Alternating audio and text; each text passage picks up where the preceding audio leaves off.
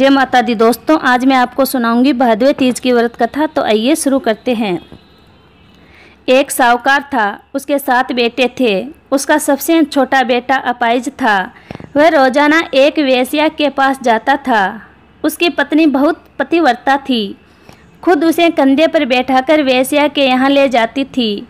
बहुत गरीब थी, जेठानिया के पास काम करके अपना गुजारा करती थी।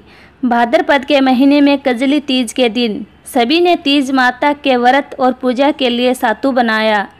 छोटी बहू गरीब थी, उसकी सास ने उसके लिए भी एक सातू का छोटा सा पिंडा बनाया। शाम को पूजा करके जैसे ही वो सातू पासने लगी, उसका पति बोला, मुझे वेश्या के यहाँ छोड़कर आ। हर दिन की तरह उस दिन भी वह पति को कंधे पर बैठा कर छोड़ने गई, लेकिन वो बोलना भूल गया, तुम जाओ। वह बाहर ही उसका इंतज़ार करने लगी। इतने में ज़ोर से वर्षा आने लगी और बरसाती नदी में पानी बहने लगा।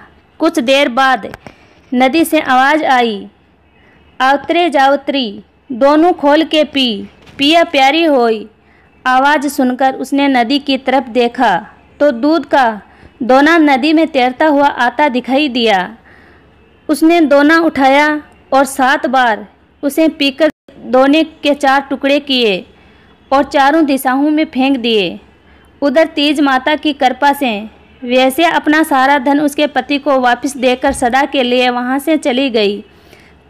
पति ने सारा धन लेकर घर आकर पत्नी को आवाज़ दी, दरवाज़ा खोल।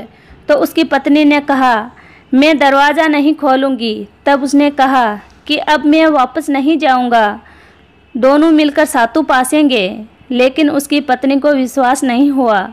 उसने कहा, मुझे वचन दो, वापस वेश्या के पास नहीं जाओगे।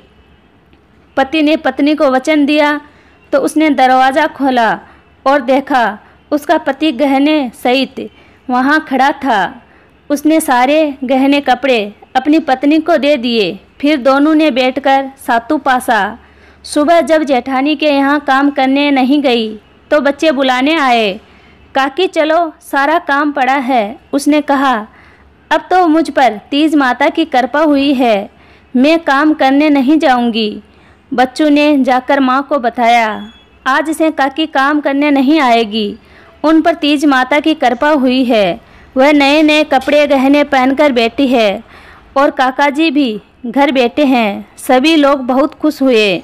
हे तीज माता, जैसे आप उस पर प्रसन्न हुई वैसे ही सब पर प्रसन्न होना, सबके दुख को दूर करना, अखंड सुहाग देना। जय तीज माता की।